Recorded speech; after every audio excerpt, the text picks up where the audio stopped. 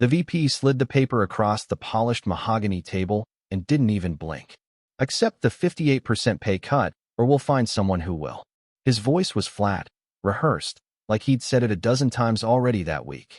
The number glared up at me in black ink, slashing through years of work like it was nothing. They knew I was a single dad. They knew I couldn't just walk away. They thought that fact alone was leverage enough to break me. But I didn't flinch. I didn't raise my voice.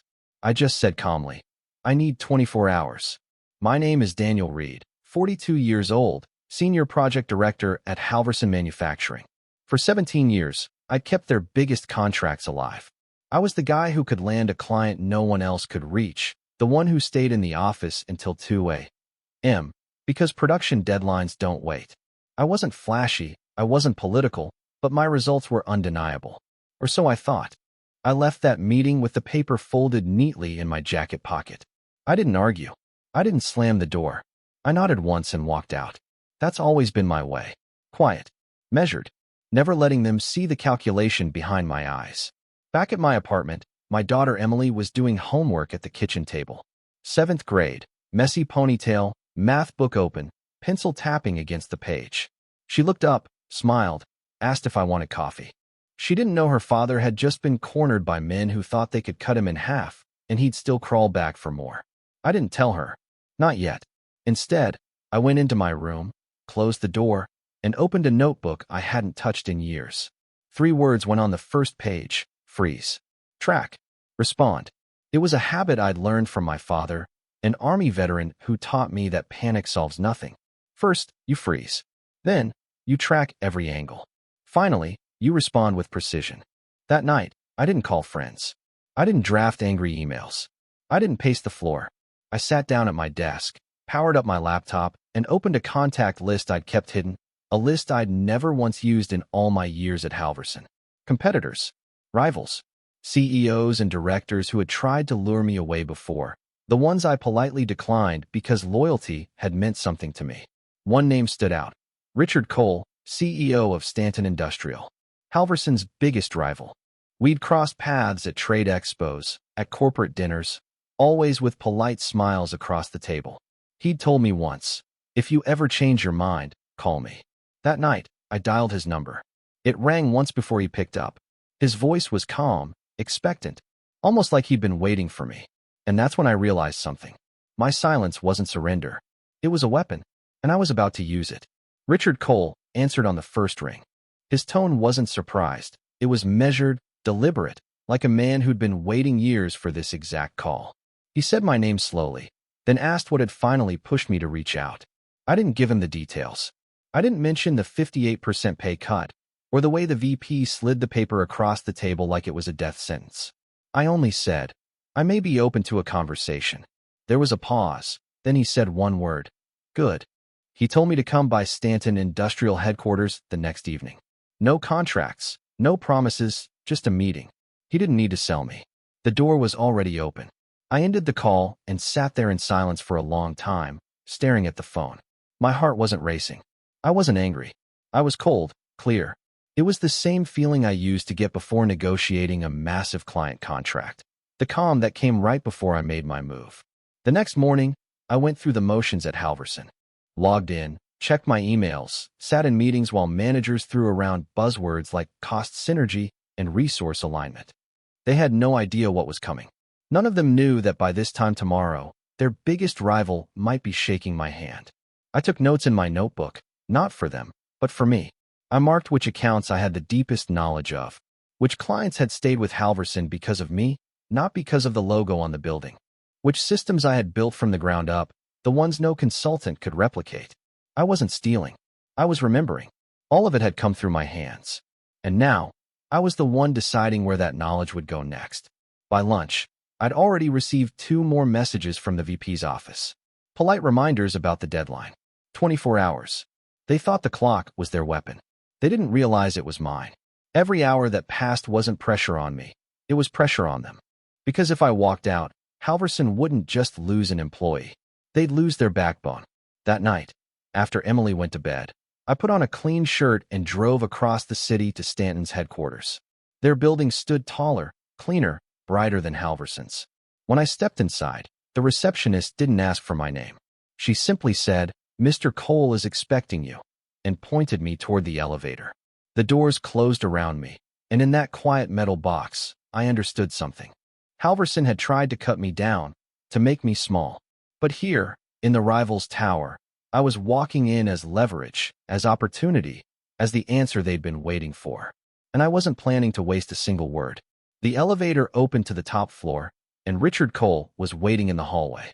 No assistant, no entourage, just him in a tailored suit, sleeves rolled up, as if he'd been working instead of posturing. He shook my hand firmly, studying me the way a man studies a blueprint before approving a build.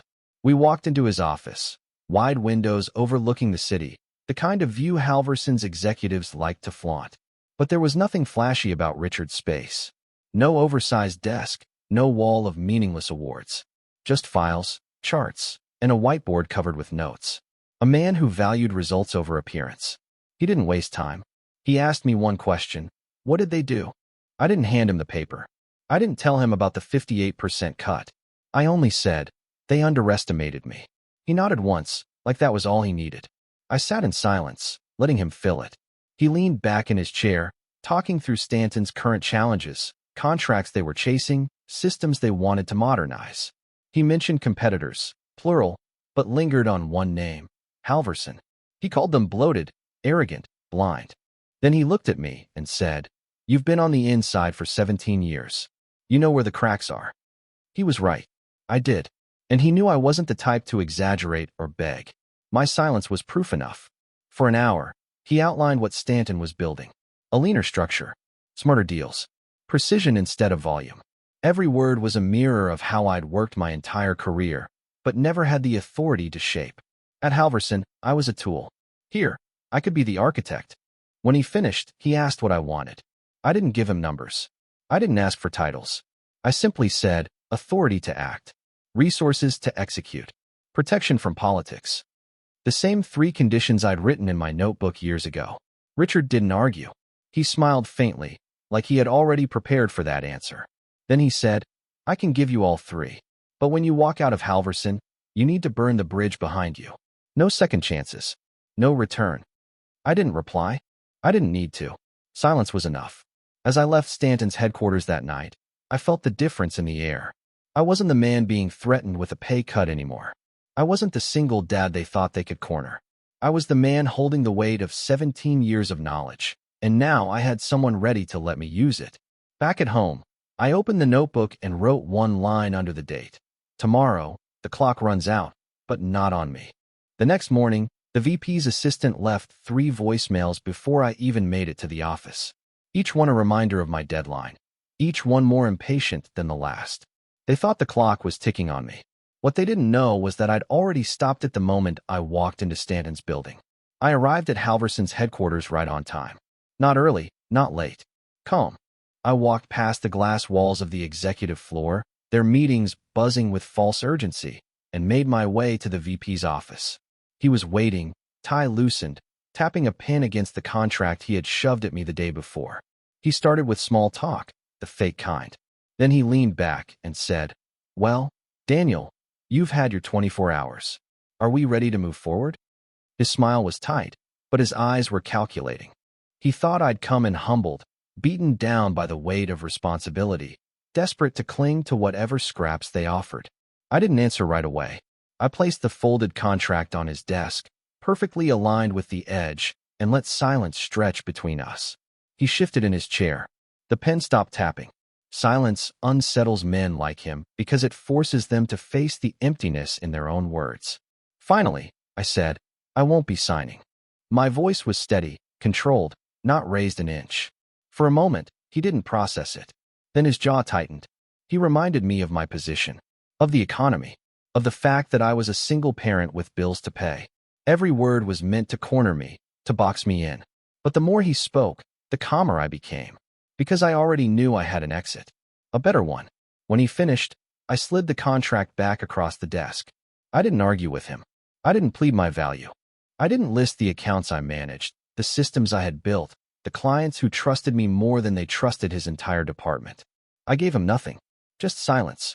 He snapped finally, his voice rising. calling my refusal reckless, ungrateful. I let him talk himself in circles until he ran out of breath. Then I stood, buttoned my jacket, and said the only words I needed to. You'll find out soon enough. I walked out without looking back. Not to the cubicles, not to the faces staring as I passed, not even to the building I had given 17 years of my life. By the time the elevator doors closed, the noise of that place was behind me. At home that night, Emily asked if everything was okay. I smiled and told her yes. Because it was. Halverson thought they had stripped me of options. But tomorrow, Stanton would show them how wrong they were. In my notebook, I wrote, "Today I walked out quiet. Tomorrow, they'll hear the silence echo." The morning after I walked out of Halverson, my phone buzzed before sunrise. Not from the VP, not from his assistant. From Stanton. A simple message, ready to finalize. By 8 a.m., I was sitting across from Richard Cole again. This time there was no small talk. No cautious probing. He slid a folder across the table. Clean, precise, no gimmicks. Inside was a contract. Compensation that doubled what Halverson had tried to cut. A budget for a full team. Direct reporting to him, bypassing Stanton's own layers of politics. I didn't smile. I didn't thank him. I read every line in silence, pen in hand, letting the room grow heavier with each turn of the page. Silence, I had learned, isn't just a shield. It's pressure. And Richard, unlike the VP, didn't crumble under it. He waited, patient, confident. When I finally looked up, I asked one question. How fast? He answered without hesitation. Immediately. That word carried weight. It meant Stanton wasn't just hiring me. They were aiming me like a weapon. I signed. One stroke of a pen, and 17 years at Halverson ended without ceremony. By noon, Stanton's legal team had filed the paperwork, and my name was already attached to new contracts in negotiation. I wasn't starting at the bottom. I was stepping into the center of their strategy. Richard made it clear. Stanton wanted not just my expertise, but my silence about Halverson's weakness. And silence was something I knew how to use better than anyone. That afternoon, I sat at my kitchen table with the notebook open, drafting a list. Clients who would follow me. Systems Halverson couldn't manage without my oversight. Vendors I had personal relationships with. One Stanton had struggled to reach. I wasn't stealing, I was remembering. Halverson had gambled that I'd swallow a 58% cut because I had nowhere else to go. Now I was the one holding every card they had left. The first move came faster than I expected. Stanton scheduled me for a presentation to their executive team the next morning. My job: outline Halverson's structural weaknesses, the inefficiencies I had patched in silence for years, the contracts vulnerable to collapse. In one room, I would dismantle 17 years of quiet work, not out of bitterness, but out of precision. That night, after Emily went to bed, I reviewed my notes one last time. Every line of data was sharp enough to cut. I didn't need anger to fuel me. I didn't need speeches. Just the truth, arranged neatly, delivered cold. Before I closed the notebook, I wrote, "Today, I signed. Tomorrow, I strike." The next morning, I walked into Stanton's executive boardroom with nothing but my notebook and a flash drive. No slides prepared by an assistant, no corporate fluff. Just 17 years of knowledge sharpened into a weapon. The room was full, directors, division heads, Richard Cole at the center. They greeted me politely, but there was no mistaking why I was there. I wasn't just another hire. I was leverage. I connected the flash drive, opened the first file, and let the numbers speak. I showed production inefficiencies Halverson had buried under layers of reports. Shipping delays masked by manipulated timelines. Safety violations hidden by quick fixes I'd implemented quietly, because raising alarms would have cost them contracts. Every slide was a fracture line they hadn't seen until now. I didn't raise my voice. I didn't embellish. I laid out cold data, each number a crack, each chart a warning. Silence filled the room between points, heavy and deliberate. Men who were used to noise leaned forward, uneasy. That was the power of quiet execution. It forced them to confront the truth without distraction. When I reached the contracts, the room shifted. I listed 5 clients Halverson depended on, clients whose trust wasn't in the company, but in me personally. I showed emails, performance reports, side agreements that proved it. These weren't just accounts, they were pressure points. If Stanton moved quickly, those clients would walk. Not because they wanted to betray Halverson, but because their loyalty had always been to the man who delivered results. Richard stopped me then. He didn't need more. He looked around the table and said, "Gentlemen, this isn't an employee presentation. This is a blueprint." I closed my notebook, sat in silence, and let the weight of his words hang. They weren't just hiring me. They were inheriting the foundation Halverson had taken for granted. When the meeting ended, Richard pulled me aside. He said, "What you gave us this morning, Halverson won't recover from it. They don't even know how deep the cracks go." I didn't answer. I didn't need to. We both knew Halverson's leadership would be blindsided within weeks. That night, back at my apartment, Emily asked how my day went. I told her, solid. Nothing more. She didn't need the details. She only needed to see her father steady, calm, unshaken. Later, I opened the notebook and wrote, "Today I drew the map. Tomorrow, Stanton follows it straight through Halverson's walls." The silence I had carried for 17 years was finally making noise, but not from me. From the collapse that was already starting across town. It didn't take long for the first cracks to show. 3 days after my presentation at Stanton, I got a message from an old client of mine. He said Halverson's project team had missed 2 deadlines back-to-back, and when he asked for answers, no one could give him a straight one. He asked where I had gone. He said he'd been waiting for me to call. I didn't promise him anything. I didn't pitch Stanton. I just listened, calm and quiet, letting him connect the dots on his own. By the end of the call, he said he'd be open to moving his contract, if I was the one overseeing it. That was all I needed to hear. That same week, Stanton's sales team reported something unusual. Clients who had been cold for years were suddenly reaching out, asking if I was with Stanton now. Some already knew. Word travels fast in industries built on trust. Halverson had underestimated how visible my absence would be. By Friday, Halverson broke their silence. The VP called me directly. His voice was sharp, but underneath I heard the cracks. He said the board was concerned about recent defections. He asked if I was speaking to former clients. He tried to sound threatening, but the fact that he called me at all told me everything. He wasn't in control anymore. He was chasing. I let him talk, and when he demanded an answer, I gave him none. Silence again. He grew frustrated, raising his voice, asking if this was about the pay cut. I ended the call without a word. At Stanton, the shift was obvious. I wasn't treated like a new hire. I was treated like a strategist. Every morning, I sat at the table with Richard and his executives, reviewing contracts, identifying weak points in Halverson's armor. They listened, not because I spoke often, but because when I did, it was precise, undeniable. Meanwhile, Halverson scrambled. They sent out corporate memos about restructuring. They promised clients enhanced service. But promises don't fix broken systems. Every shortcut I had patched silently for years was now exposed, and the VP couldn't tape it back together. One night, I logged into my old Halverson email, surprised to see it still active. Inside were dozens of frantic messages forwarded by mistake. Managers blaming each other, projects collapsing, clients demanding explanations. The company that thought it could cut me in half was bleeding out in silence. At my desk, I opened the notebook and wrote, "Their noise is proof of my quiet work." Every shout, every frantic email, every broken deadline, echoes of what I left behind. And the echoes were only getting louder.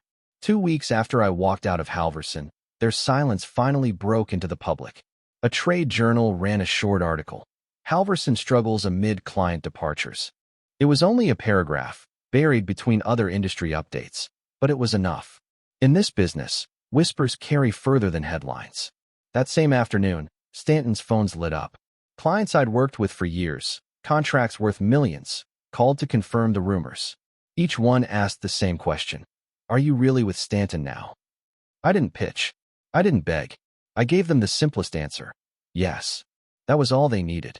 By the end of the week, Stanton had absorbed 3 of Halverson's largest accounts. Not through flashy deals, not through undercutting prices, just through silence. Clients trusted the man who had delivered results quietly for 17 years. And they trusted me more than they trusted the logo on Halverson's building. Inside Halverson, the chaos grew. I still had a contact or 2 feeding me information, men who'd sat beside me in conference rooms for years. They said the VP was under fire, board members demanding answers he couldn't provide. They said the executive floor sounded less like a strategy hub and more like a courtroom. everyone scrambling to assign blame. I didn't celebrate. I didn't gloat. I documented. In my notebook, I wrote each event, each collapse, each resignation that followed. The list grew quickly. Operations director gone. Head of sales walked out. Even mid-level managers were quietly looking for jobs elsewhere. A structure that had once looked solid was crumbling from the inside. At Stanton, Richard was careful. He didn't let success make us sloppy. Every meeting began with the same reminder. Stay quiet, stay precise. We weren't just winning contracts. We were dismantling a competitor brick by brick, without ever raising our voices. One evening, I got another call from the VP. His tone had shifted completely. No more threats. He spoke low, defeated, asking if there was a way to work something out. He offered to reinstate my old salary, even hinted at a leadership role. The irony was sharp. He had cut me down because he thought I had no options. Now he was begging me back because he had none. I didn't respond. I let the silence do what words never could. That night, after Emily went to sleep, I sat by the window, city lights reflecting off the glass. 17 years of quiet work had built Halverson's foundation, and in less than 3 weeks, silence had dismantled it. In the notebook, I wrote, "Collapse doesn't need a hammer. Sometimes it only takes the quiet man walking away." And I knew the collapse wasn't finished yet. By the 3rd week, the headlines grew louder. What had started as a whisper in trade journals spread to local business news. Halverson facing executive shakeup. Key clients depart for rival Stanton. The articles didn't mention my name, but inside the industry, everyone knew the common denominator. At Stanton, Richard kept me close. I wasn't just a hire anymore. I was part of his inner circle. Every morning, I joined him and his top team to review new contracts pouring in, each one pulled from Halverson's grasp. My silence had become their strategy. I spoke only when necessary, and when I did, the room leaned in. Meanwhile, Halverson unraveled in public. My contact inside told me the board had convened an emergency session after 3 more clients defected. The VP tried to spin the losses as market fluctuations. But when pressed about why those clients signed with Stanton specifically, his excuses collapsed. The board didn't want explanations anymore. They wanted a scapegoat. That evening, I received a short email from an anonymous account. One line, VP removed. More to follow. It wasn't surprise I felt. It was inevitability. The man who thought he could cut me down was the one being cut out, discarded by the very board he thought would protect him. But his fall didn't stop the bleeding. Halverson's systems, the ones I had patched in silence for years, kept failing without me there. Projects stalled. Deadlines slipped. Each week, Stanton absorbed another contract, and each week Halverson's balance sheet grew redder. I didn't celebrate. I didn't post victories. I sat with my notebook, writing each shift like a soldier recording movements on a battlefield. Their collapse wasn't a single strike. It was pressure applied in silence, until the walls buckled. At home, Emily noticed the change. She saw me calmer, more present. I told her the truth in simple words. They tried to take what we needed. Now we don't need them. She smiled, not fully understanding, but sensing the weight lifting from both of us. A week later, Stanton held a private dinner for key executives. Richard raised a glass and said the company had never been in a stronger position. He credited strategy, precision, discipline. He didn't say my name, but his eyes found mine across the table. I nodded once. No speech, no toast, just quiet acknowledgement. That night, I wrote in the notebook, the VP is gone. The board is bleeding. Halverson is hollow. One move remained. Not to destroy what was left, but to make sure they never recovered. The final blow came not from me, but from the silence I left behind. Halverson's board issued a press release announcing strategic restructuring. Words meant to calm shareholders, but inside the industry, it read like an obituary. Their largest contracts had already shifted to Stanton. Their reputation was fractured. Their leadership gutted. I didn't need to make calls. I didn't need to gloat. Clients who had worked with me for years reached out on their own. Each one told the same story. Without me, Halverson wasn't the same. Deadlines missed. Quality slipping. Excuses piling up. They didn't want excuses, they wanted results. And they knew where to find them now. At Stanton, I didn't walk around boasting. I didn't give speeches about loyalty or revenge. I kept the same rhythm I'd always had. Quiet mornings. Detailed notes. Precision execution. But the difference was clear. This time, silence wasn't keeping a crumbling structure alive. It was building something stronger. Halverson tried one last move. A lawyer reached out, suggesting my departure had been improper, hinting at non-compete clauses buried in old contracts. Their threats came in long paragraphs, filled with legal jargon. I responded with nothing. No email. No call. Just silence. Within a week, their lawyers folded. They couldn't afford the fight. At home, Emily asked one evening if I missed my old job. I told her no. What I missed was time. The years I had given them without question, the late nights, the weekends stolen. Now, that time belonged to us again. She smiled, and for the first time in months, the house felt steady. One night, I drove past Halverson's headquarters. The lights were dimmer. The parking lot half empty. The building looked smaller, like the silence had already swallowed it whole. I didn't stop. I didn't need to. Some things don't deserve a farewell. Back at my desk, I opened the notebook to its final page. The last entry was short, written in a steady hand. They tried to take my voice. I answered with silence. And silence ended them. I closed the book and set it aside. The war was over, and I had never once raised my voice. Some men fight loud. Others destroy quietly. And when the dust settled, it wasn't the shouting that remained. It was the silence that echoed loudest of all. Support the channel by liking, commenting, and subscribing. I promise even more interesting stories.